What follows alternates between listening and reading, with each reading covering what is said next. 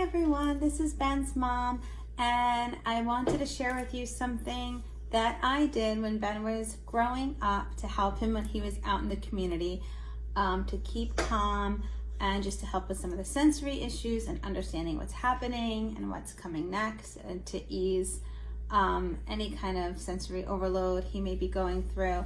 Ben's mission is to share superpowers and abilities, and I'm all for that and with him. But along the journey of this, to get to the point of being able to focus on his abilities, we had to go through some other stuff and learn how to calm and strategize and calm some of these autism difficulties, mostly, his OCD and some sensory stuff. A lot of these kids have these challenges, and especially out in the community. So I want to share this with you because the calmer our children can be, the more at ease, the more comfortable, the easier it is for us to see the abilities, right? It's hard to see all the abilities when there's screaming tantrums and sensory overloads. So I want to share with you some of the strategies I've come up with over the years with Ben, and even if one of them help you, great, right? Every kid's different, but at least it's some information that maybe you'll connect to. Okay, so when going out in the community, it was not easy for Ben for many, many reasons. Sensory, lights overhead, noise, sounds, not knowing what comes next, all of the above. And I came up with a simple, but it was effective idea. And I bought a bunch of these little photo albums, really small ones, okay? And when we were going anywhere into a situation that I would know was going to be difficult for him, I started taking a lot of pictures of that situation, even knowing it was probably gonna be a nightmare. And then I'd make a book and a social story out of it to help ease it the next time. So I'll give you an example. Ben always struggled going out to eat when he was younger. I think it was the noise, the sounds, the utensils. I realize now the pitch of a lot of the utensils banging against one another, the smell and the taste of foods and the textures and the crowds. I'm sure a lot of you can relate. So here's like an example. So once we went to the diner, and along the way I would take pictures so that the next time I went to the diner, it would hopefully be easier. And in between those visits, I would go over these little books with him and tell the story and remind him of what's going on and have conversation. A lot of times it was me having most of the conversation at the beginning, but he was listening. I feel like they're listening even when they're not speaking, too much. So example, we went one day and I took a picture just of the sign, and then my husband and my kids walking into the diner, Ben with his sister, and then she always liked to get one of these little things out of the machine, my daughter Lily, before we sat down. Ben didn't like to do that for whatever reason. Sitting at the table before we order.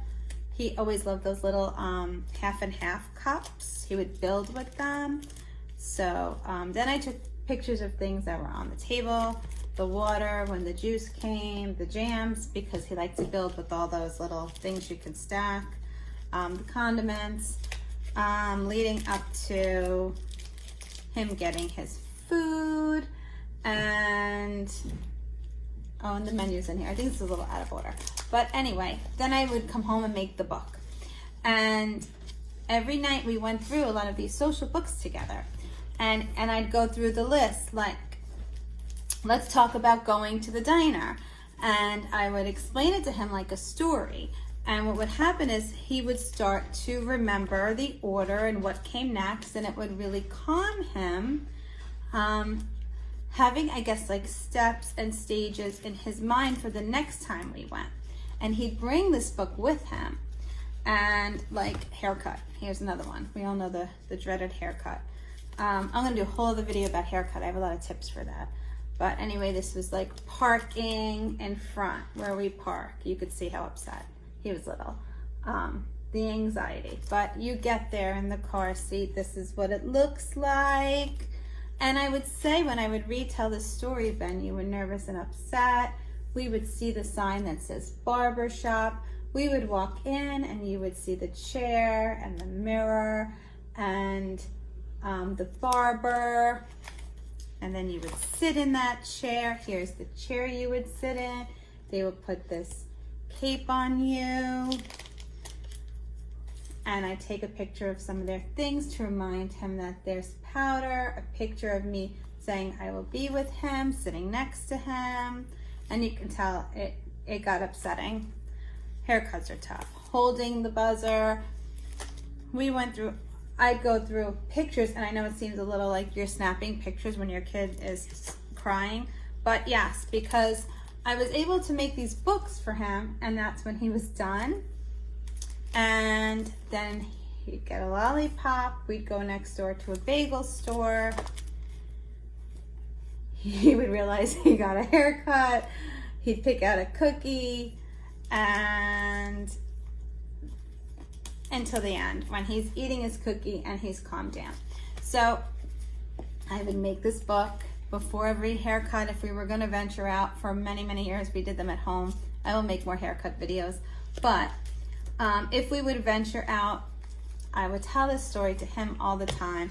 I had so many of these for all different places we went. Grocery stores, the dog groomer, because he hated having to go there, the bank. So you can get these little photo books, and even if your child's not with you, but sometimes it's just they can relate to the story when they're in the book. Just start taking pictures in sequential order of things, make a little album, and it becomes a social story book that is really specific to your child, and you can remind them of the stages with the happy ending at the end. And it was very comforting for Ben. He would carry these types of things around with him a lot. So maybe something to think about, especially if you could just think of one area your child may be struggling with. Now with iPhones, so easy to take pictures and get them developed and make these little books. All right, I hope that tip is helpful. If it's something you're already doing, let me know. Or if you have any questions, just comment below. All right, thanks guys. See you again soon. Don't forget, autism is a superpower. Bye.